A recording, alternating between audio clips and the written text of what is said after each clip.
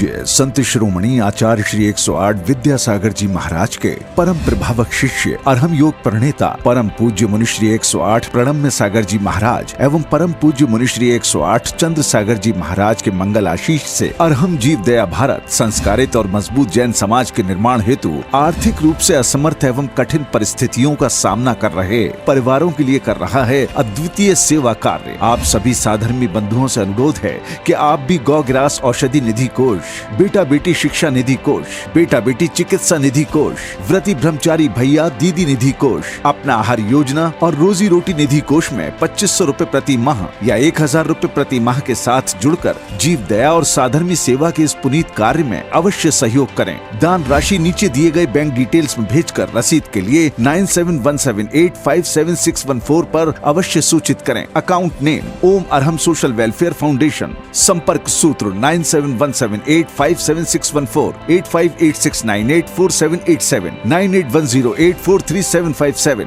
9810436940।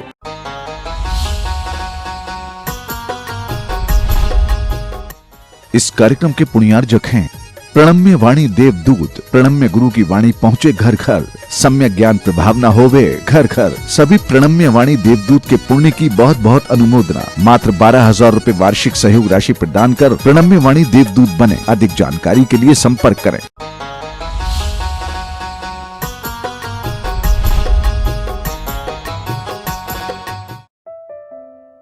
संत शिरोमणि आचार्य गुरुवर श्री विद्यासागर जी महाराज की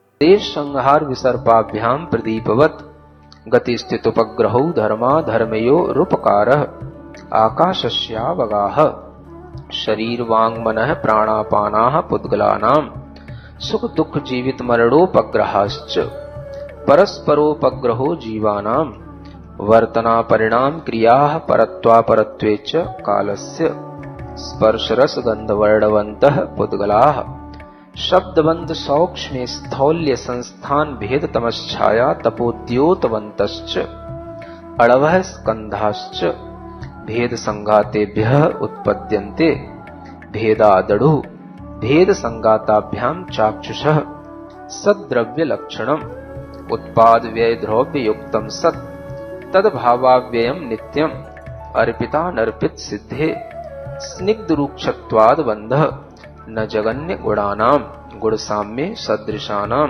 द्वैधिकादि गुणानां तु बंधेदिकौ पारिणामिकौ च गुण पर्ययवद् द्रव्यं कालश्च सोऽनन्त समयः द्रव्याश्रया निर्गुणाः गुणाः तद्भावः परिणामः। इत्तत्त्वार्थ सूत्रे पंचमोऽध्याय।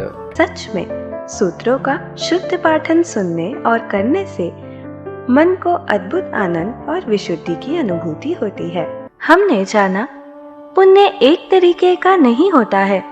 हम जिस तरह के भावों से और व्यक्ति के आश्रय से पुण्य बांधते हैं, पुण्य आश्रय भी उसी क्वालिटी का होता है। ऑब्जेक्ट अगर हाईएस्ट क्वालिटी का है तो पुण्य की क्वालिटी भी हाईएस्ट होगी। भूत दया से विशिष्ट पुण्य व्रति दया से आता है। इनमें सामान्य और विशेष का अंतर है। विशिष्ट पुण्य में सामान्य गर्भित हो जाता है, सामान्य में विशिष्ट गर्भित नहीं होता। सामान्यतः हम जिस तरह से सहायता करते हैं हमको उतना ही फल मिलता है। जैसे रोगी की सहायता करने से आपको रोग न होना, लेकिन व्रति के लिए कुछ करने से इनमें विशिष्टता आ जाती है। जैन लोग इन डिफरेंस को ना समझकर भटकते हैं, सोचते हैं हमें हमेशा व्रतियों का ही उपकार क्यों करना, सामान्य लोग के लिए क्यों नहीं। जैन धर्म में किसी के लिए अनुकंपा के लिए मना नहीं है, लेकिन हमें ज्ञान होना चाहिए कि भूतों और व्रतियों के प्रति अनुकंपा में पुण्य की क्वालिटी अलग अलग है और हमें महत्व किसे देना है। अनाथालय में गरीब को दान देने के लिए मना नहीं है, उससे भी पुण्य होता है। लेकिन जो सहायता नहीं मांग रहा है, ऐसे समर्थ बलवान व्यक्ति की सहायता करने से पुण्य के कारण से आप कभी असमर्थ नहीं होंगे। सामान्यतः लंगड़े को पैर लगाने पर आपके कर्मों के कारण आपके पैर या तो टूटे नहीं या टूटने से बच जाएंगे, एक्सीडेंट होते होते बच जाएंगे या जल्दी ठीक हो जाएंगे। लेकिन विशेष पुण्य से ऐसी घटना ही नहीं घटती।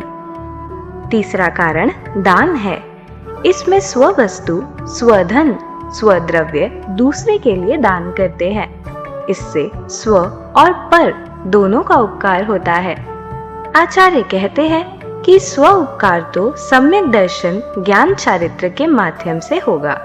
इसीलिए जो दान हमारे अंदर सम्यक दर्शन, सम्यक ज्ञान, सम्यक चारित्र के भाव उत्पन्न करे, उन्हें दृढ़ करे, वही दान की श्रेणी में आता है। जैसे सम्यक ज्ञानी सम्यक चारित्र के पालक या सम्यक दर्शन, सम्यक ज्ञान बढ़ाने वाली चीजों के लिए किया गया डोनेशन। इसीलिए जिनालय, जिनवाणी, जिन श्रुत, जिन गुरु को ही दान देने के लिए कहा जाता है। पुण्य आश्रव का चौथा कारण सराग संयम है। इसमें इंद्रिय और प्राणी संयम बनाए रखते हैं, लेकिन राग का अभाव नहीं हो पाता। यह प्रवृत्ति 6वें 7वें गुण स्थान तक संभव है और इसमें पुण्य का बंध निरंतर होता है।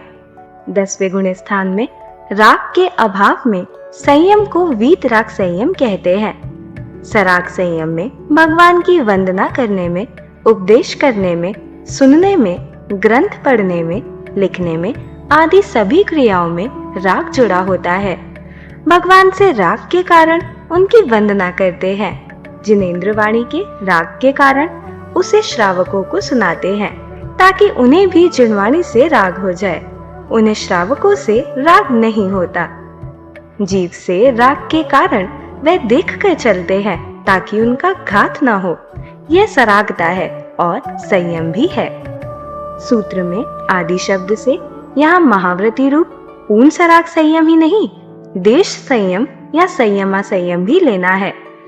अणुव्रती मूल गुणों आदि नियमों के पालक भी इसी में आते हैं। यहाँ तक अकाम निर्जरा भी इसमें आती है, मगर उसके पुण्य की क्वालिटी अलग है। अकाम निर्जरा में व्यक्ति पराधीनता, रोग आदि के कारण भोग उपभोग की सामग्री से दूर हो जाता है। जैसे जेल में बंद होने के कारण उसके लिए भी पुण्य का आश्रय होता है। उसे संतोष करना चाहिए कि हम ये सब अपने कर्मों का फल भोग रहे हैं। अब हम चलते हैं सर्वज्ञ देव द्वारा बताए मनोविज्ञान की कक्षा की ओर और समझते हैं जीव और पुद्गलों के मिलने से होने वाले कर्मों के आश्रय को।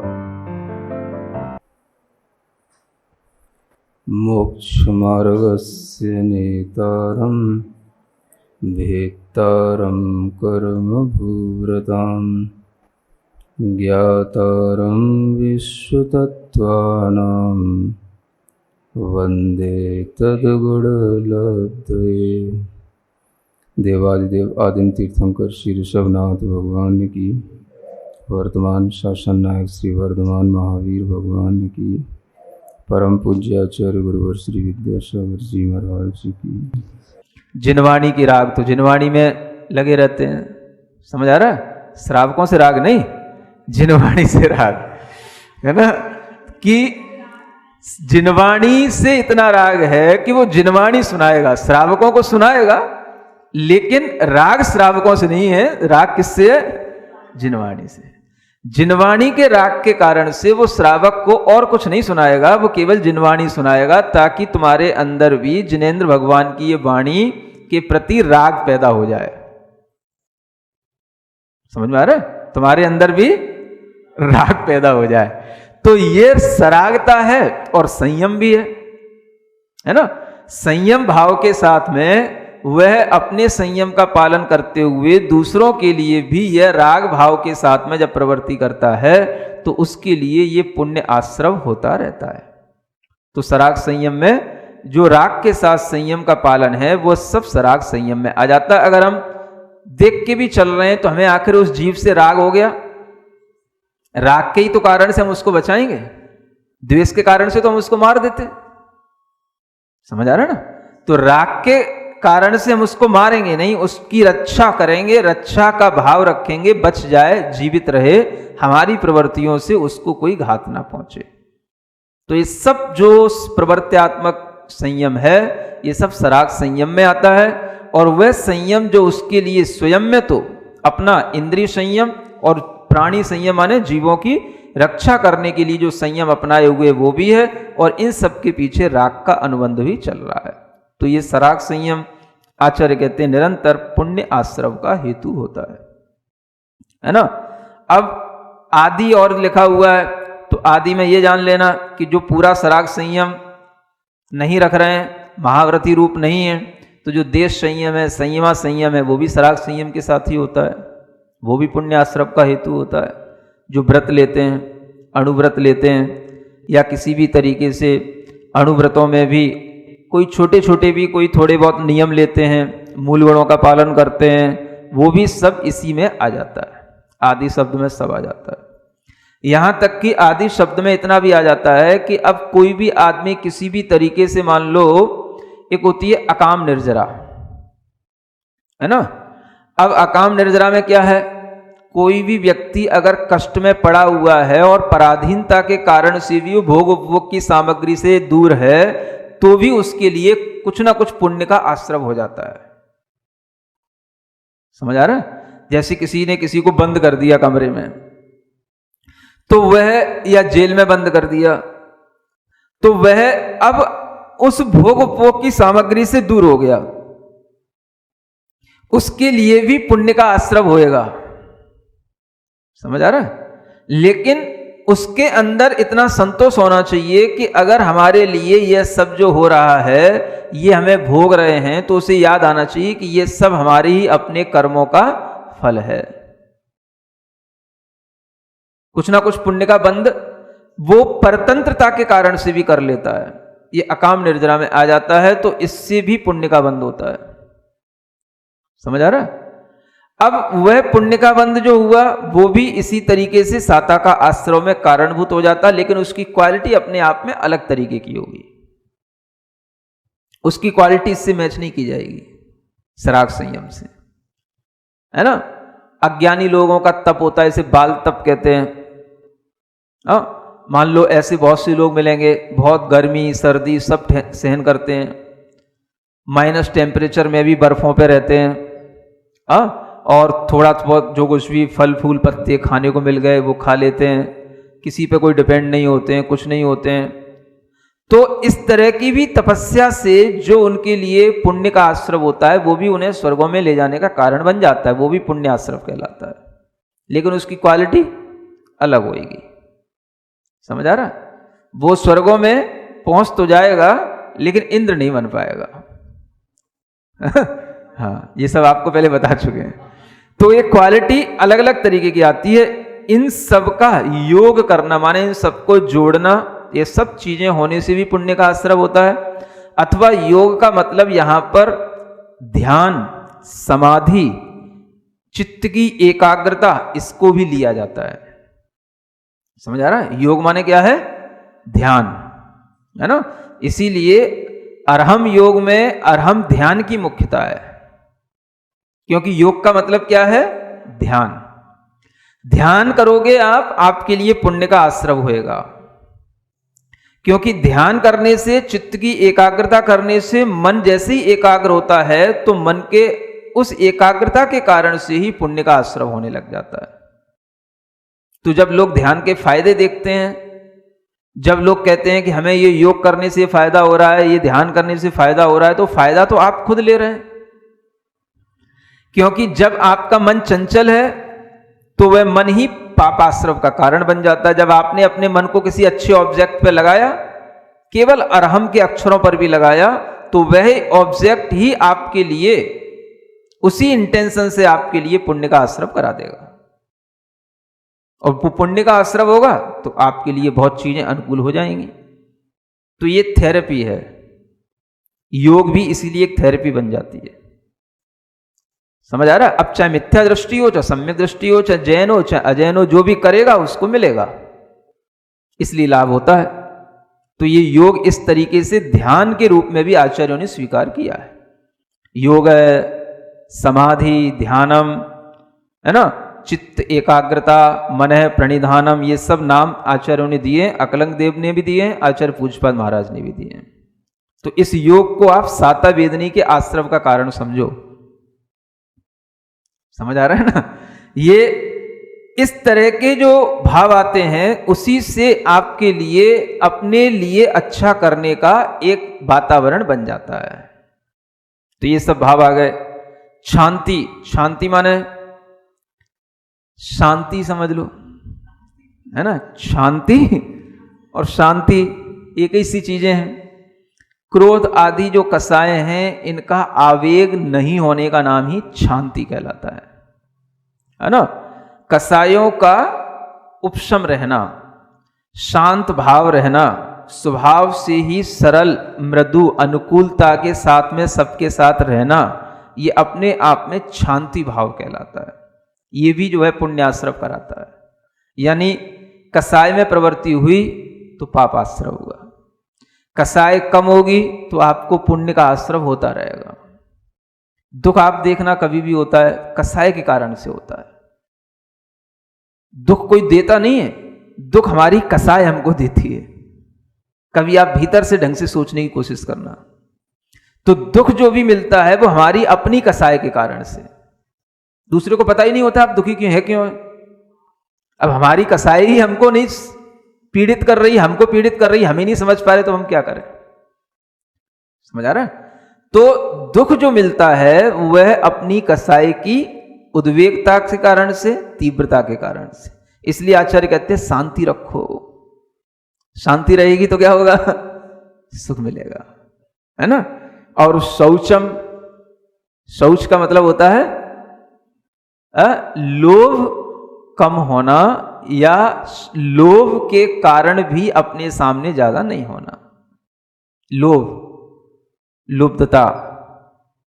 शौच का मतलब है शुचिता, पवित्रता। मन की पवित्रता कब रहती है? जब लोभ, इच्छाएं कम हो। मन में किसी भी तरह के लोभ के कारण से आप किसी भी चीज को अधिकता में जब ले लेते हैं तो वो अधिकता ही आपके लिए दुख का कारण बन जाती है, वो पापाश्रव का कारण बन जाती है। अधिकता का मतलब हर चीज की अधिकता हो जाती है। लोभ के कारण से हम अपने शरीर को भी ज्यादा राग के साथ रखते हैं। लोभ के कारण से हम परिग्रह को भी बहुत रखते हैं। लोभ के कारण से हम आहार की संज्ञा भी बहुत रखते हैं। लोभ के कारण से हम काम आदि संज्ञाओं में भी बहुत ज्यादा जुड़ जाते हैं। तो ये सब चीजें जो लोभ के कारण से तीव्रता के राग के साथ जुड़ जाती हैं, यही चीज आपके लिए दुख का कारण बन जाती है, पाप के आश्रव का कारण बन जाती है। इससे क्या होता है? पाप का आश्रव। और शुचिता होगी, लोभ की कमी होगी। लोभ का मतलब किसी से लुभाया ना जाए। बस दुनिया में सब कुछ है लेकिन तुम्हें कोई लुभाए नहीं कुछ भी। है? तो फिर ऐसा हो जाएगा, आप कहोगे तुम्हें कुछ भा नहीं रहा क्या है? कुछ भाए नहीं, समझ आ रहा? तो भाए तो सब कुछ लेकिन लुभाए कुछ ना, ये अंतर रखो। भाए और लुभाए में अंतर होता है कि नहीं होता? है? हाँ, भाए माने तुम्हें अच्छा नहीं लग रहा है क्या सब? हाँ अच्छा तो है, तो फिर तुम देख क्यों नहीं रहे हो, तुम बोल क्यों नहीं रहे हो, तुम कुछ एक्टिविटी इसमें अपना कुछ भी मतलब इंडल्ज क्यों नहीं हो रहे हो? तो भा तो रहा है, लुभा नहीं रहा है। अगर ये अंतर भी रहने लग जाएगा तो भी आप पाप और पुण्य में अंतर समझ लो। समझ आ रहा है? बच्चे देखो मोबाइल पे लगे रहते हैं, चाहे गेम खेलने में लगे हों, चाहे पिक्चर देखने में लगे हों। अगर उन्हें इतना डिफरेंस समझ में आए, ये मोबाइल है हाँ अच्छा है, गेम है हाँ अच्छा है, पिक्चर है हाँ अच्छी है, बस बहा रही है हाँ बहा रही है, लुभा तो नहीं रही। अगर लुभा रही है तो फिर क्या है, वो उसको बार बार देखेगा, एक बार नहीं 1000 बार देखो। समझ आ रहा है ना? ऐसी जो वृत्ति आ जाती है इसका नाम है लोभ। और जिसके अंदर देखने की कोई ऐसी वृत्ति नहीं है तो बस वो एक बार देख लिया, जान लिया, हो गया। भाना और लुभाना, समझ आ रहा है? हाँ, तो भा रहा है कि नहीं? हाँ भा तो सब रहा है। भोजन कर रहे हो, भा रहा है कि नहीं? हाँ अच्छा है, भा रहा है तभी तो खा रहा है। लुभा रहा है? नहीं, लुभा नहीं रहा। तो भाए और लुभाए, इसमें अंतर समझ लो। ये भाई भाषा बोलते हैं ना इधर, कुछ भा रहा है कि नहीं भैया, हैं? भोजन भा रहा है कि नहीं, ऐसा बोलते कि नहीं? हाँ, कुछ अच्छा लग रहा है कि नहीं? हाँ तो अच्छा है, ठीक है। लुभा तो नहीं रहा? हाँ, लुभाना नहीं चाहिए बस। लुभाने का मतलब हाँ, वो तो फिर कितना ले लिया वो पता ही नहीं पड़ेगा, लुभाने में तो गिद्धता आ जाती है, लिप्तता हो जाती है। समझ आ रहा है? तो शौच माने बस लोभ नहीं होना, लुभाए नहीं, भाए यहां तक चल जाएगा, है ना? ये सब किसके कारण है? साता वेदनी के आश्रव के कारण है ये सभी परिणाम, है ना? तो आप देखें कि इन सब कारणों में जो आपको बताए गए ये सब अपने स्वाश्रित कारण हैं।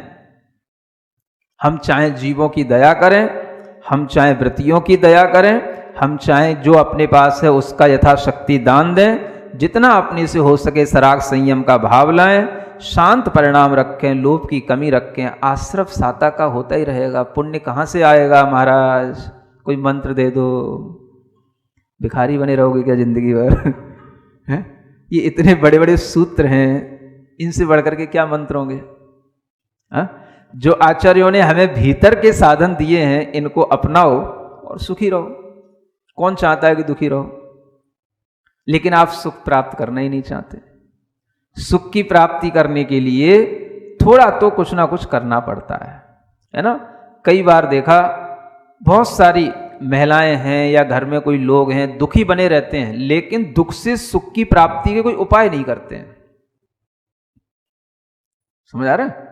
मान लो किसी भी तरीके की परेशानियां हैं तो परेशानियां तो सब सहन कर लेंगे, समाज के नाते, परिवार के नाते, घर के नाते, लेकिन कोई अच्छा जीवन जीने के लिए हिम्मत करें, अरे छोड़ो भी सब दुनियादारी, चलो कुछ व्रत लेते हैं, कुछ संकल्प लेते हैं, कुछ अच्छे ढंग का जीवन जीते हैं, उसकी हिम्मत नहीं करते। समझ आ रहा है? ये सराग संयम। बाकी चीजें तो ये है जब जब करोगे तब तब पुण्य का आश्रय होगा। सराग संयम एक ऐसी चीज है हमेशा आपके अंदर जब तक संयम बना रहेगा पुण्य का आश्रय होगा। समझ में आ रहा है?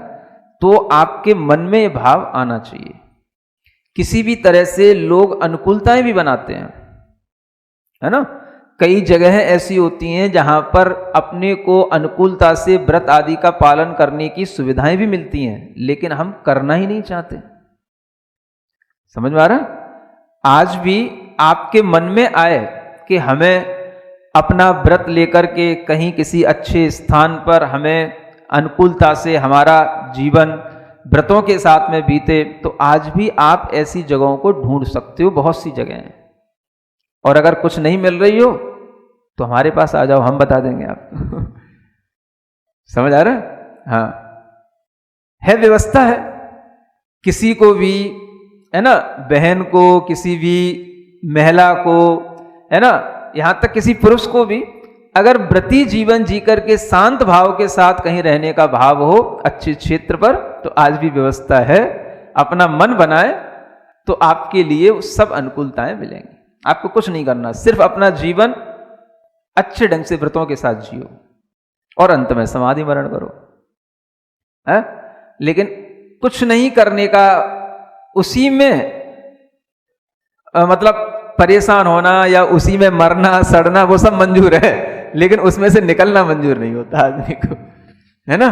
तो आप लोग सोचें कि ये सब अनुकूलताएं भी हमारे पास में हैं, हमारे पास पुण्य आश्रम के लिए साधन हैं, लेकिन आप अपने मन को इस तरीके से तैयार करें कि हम इस तरह से हम अपना जीवन जिएंगे, तो वह पुण्य आश्रम के साधन आपके लिए कुछ काम के हो सकते हैं। समझ में आ रहा है? तो ये सब साधन हैं। इसलिए आचार्य कहते हैं सराग संयम से हर समय पर कर्म की निर्जरा और पुण्य का बंध होता है ना। बाकी जो भाव हैं वो आप जब जब चाहेंगे तब तब होंगे, लेकिन ये भाव ऐसा है जो हमेशा बना रहेगा। संयम इसीलिए संकल्प के साथ लिया जाता है, और जब हम जीवन पर्यंत के लिए संयम ले लेते हैं तो जितना जीवन हमारे लिए बचा है वो सब हमारे लिए कर्म की निर्जरा और पुण्य बंध दोनों एक साथ कराता है। संयम से क्या होता है? कर्म की निर्जरा भी होती है और पुण्य कर्म का बंध भी होता है। तो ये दोनों भाव ये हमारे लिए साता वेदनी के आश्रव के कारण बन जाते हैं।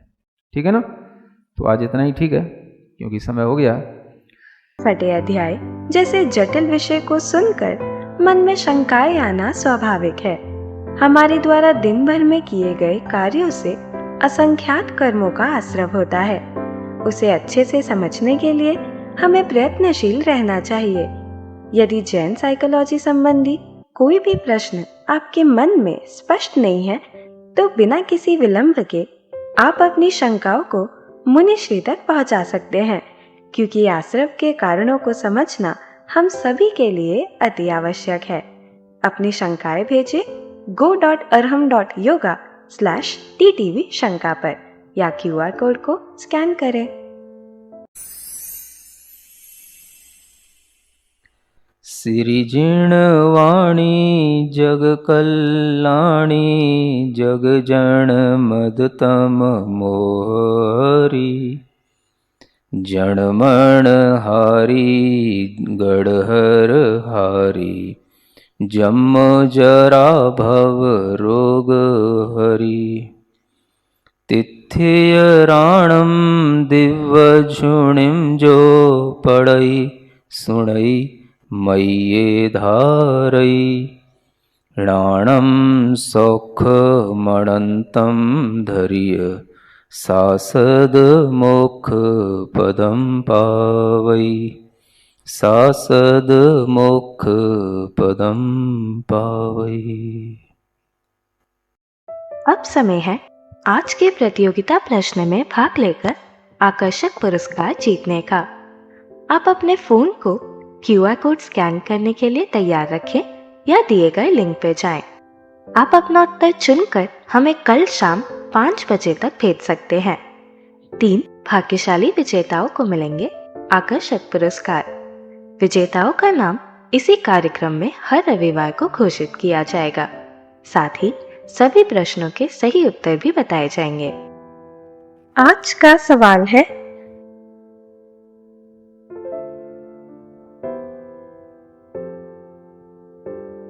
अध्याय 6 की कक्षा 14 के आज के सवाल का सही उत्तर है दान।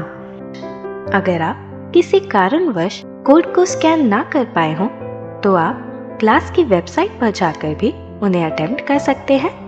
इस लिंक पर जाएं या QR कोड को स्कैन करें। व्यक्ति के अंदर आतंक और आर्त इनका अभाव अगर हो जाता है तो फिर उसे कभी भेषज माने औषधि की आवश्यकता नहीं पड़ती है। भेषज माने औषधि, दवाइयां, ये किसके लिए आवश्यक हैं? जिसके लिए कोई आतंक उत्पन्न हुआ हो। आतंक कहते हैं रोग को। आज के समय में ये आतंकवाद जो नाम चलता है वो अलग रूप में चलता है। आतंक माने रोग, और उस रोग से जब दुख उत्पन्न होता है तो उस दुख को दूर करने के लिए चिकित्सा की जाती है, उसके लिए दवाई दी जाती है। तो यहां आचार्य एक उदाहरण देकर के बता रहे हैं। आचार्य पूज्यपाद महाराज एक बहुत बड़े आयुर्वेद के महान आचार्य हुए हैं, और वो उदाहरण दे रहे हैं सिद्ध भगवान की भक्ति में कि हे भगवान, जिस तरह से जिसके अंदर कोई रोग नहीं है, रोगों का दुख नहीं है, उसके लिए किसी भी प्रकार की औषधि व्यर्थ है, अप्रयोजनीय है, कोई मतलब नहीं है, उसी तरह से हे भगवान आपके अंदर ग्लानि आदि का अभाव हो जाने के कारण से आपको मृदु शयन आदि की कोई आवश्यकता नहीं है। रोग हमारे शरीर में आतंक उत्पन्न कर देता है। सबसे बड़ा आतंकवादी कौन है? हमारे शरीर में उत्पन्न हुआ रोग ही सबसे बड़ा आतंकवादी है, जो हमारे शरीर को पूरा हिला देता है। आपने कभी महसूस किया इस बात को? बुखार आ जाए पूरा शरीर आतंकित हो जाता है, जुकाम हो जाए पूरा शरीर आतंकित हो जाता है, कोई लंबी बीमारी हो जाए पूरा शरीर आतंकित हो जाता है, मन आतंकित हो जाता है, उस व्यक्ति का किसी भी चीज में कहीं पर भी मन नहीं लगता है, और वह उसी आतंक के कारण से फिर दुखी होने लग जाता है। आतंक माने रोग, जिसके कारण से हमारा मन, हमारा तन सब कुछ बिगड़ जाए, हमारा स्वास्थ्य बिगड़ जाए और हम अपने में न रह पाएं, उसका नाम है आतंक। उसे रोग कहा गया है। आतंकवाद तो एक बहुत बाद की चीज है, जो सबके लिए परेशानी पैदा कर दे उसका नाम आतंक होता है, और जो व्यक्ति विशेष के लिए परेशानी पैदा कर दे उसका नाम आतंक माने रोग होता है। इसलिए पहले ये आतंक शब्द रोग के अर्थ में प्रयुक्त होता था, लेकिन केवल रोग होने से भी कोई फर्क नहीं पड़ता है। रोग होने के बाद में आर्त होना चाहिए। आर्त माने होता है दुख। इसलिए यहां पर आचार्य पूज्यपाद महाराज ने लिखा, आतंकार्ते हवावे। आतंक से उत्पन्न होने वाला जो आर्त है, दुख है, उसका अभाव हो जाने पर औषधि की आवश्यकता नहीं है। समझने की कोशिश करना, केवल रोग हो जाने के लिए औषधि नहीं चाहिए पड़ती है। रोग होने के बाद में अगर दुख होगा उससे, तो औषधि की आवश्यकता पड़ेगी। अगर आपके शरीर में कोई रोग उत्पन्न हुआ है और आपको इससे कोई दुख नहीं है, तो किसी भेषज की, किसी औषधि की कोई आवश्यकता नहीं है। अगर आपको उससे दुख हो रहा है तो उसके लिए औषधि की आवश्यकता पड़ेगी। इसलिए जब भी कभी रोग होते हैं तो रोग होने मात्र से ही वैद्यों की तरफ, चिकित्सकों की तरफ या डॉक्टरों की तरफ नहीं दौड़ा जाता है।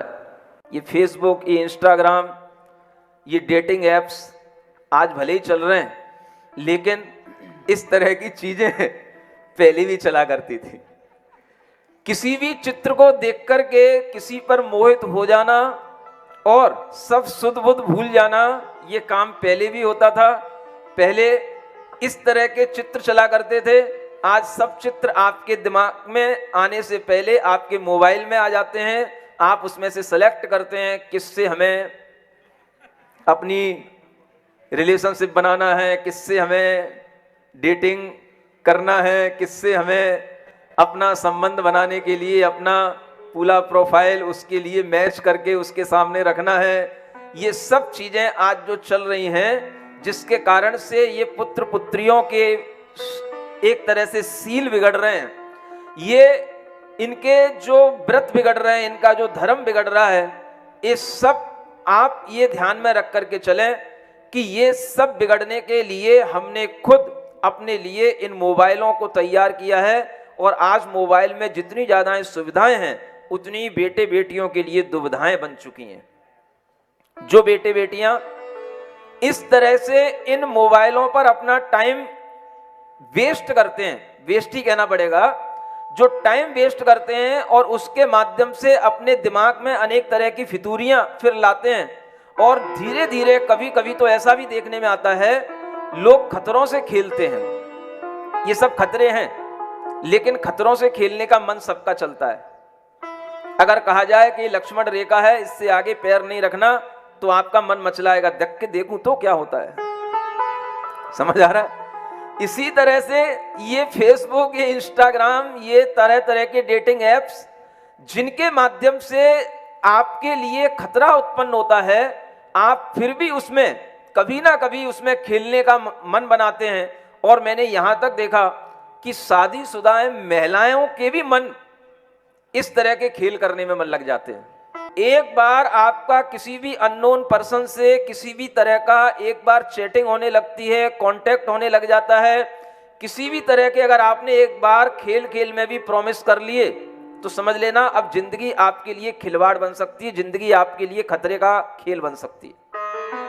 और इसी तरह के खतरे के खेलों में अनेक बेटियां, अनेक बहुएं उलझती चली जाती हैं। आए दिन आपके सामने इस तरह की न्यूज आती हैं कि उस लड़की को किसी लड़के ने अपने स्थान पे बुला करके उसका मर्डर कर दिया, उसको मार दिया, उसके टुकड़े टुकड़े कर दिए, उसका कत्ल कर दिया। क्यों कर दिया? क्योंकि इस तरह से लड़कों के पास भी लड़कियों की कमी नहीं है और लड़कियों के पास भी लड़कों की कमी नहीं है। खेल दोनों तरह से चल रहा है, दोनों तरफ से चल रहा है, और दोनों तरफ से घटनाएं सुनने में आती हैं। लड़कियां भी लड़कों का मर्डर कर रही हैं और लड़के भी लड़कियों का मर्डर कर रहे हैं। जब लड़कियों के लिए लड़कों को लगता है कि ये मुझे ज्यादा परेशान कर रही है, या लड़की को ये लगता है कि ये किसी और से भी बातचीत करता है, तो उसे वो चीज सहन नहीं होती। उसके संबंध कई से हैं और वो समझती है कि ये केवल मेरे लिए ही है, और जब उसे पता पड़ता है कि ये संबंध कईयों से बनाए हुए हैं, तो फिर वह उससे कुछ पूछताछ करती है, उसकी जानकारी लेती है। और जब लड़के को ये पता पड़ जाता है कि ये मेरी जिंदगी में इस तरह से जांच पड़क कर रही है, तो वह उसको अपनी जिंदगी से हटाने के लिए बड़े बड़े निर्णय ले लेता है, और उसी के परिणाम निकलते हैं कि लड़कियों की कम उम्र में अचानक से उनके मर्डर होते हैं, उनके कत्ल होते हैं, और फिर बाद में पुलिस उसका किसी भी तरह से तहकीकात करती है। लेकिन जो काम हो गया, जान जिसकी चली गई वो तो चली गई। ये खेल ऐसे चल रहे हैं, जिन खेलों से अगर हम अपने बेटे बेटियों को नहीं बचा पाए, तो ये खेल उन बेटे बेटियों के जीवन को बर्बाद कर रहे हैं।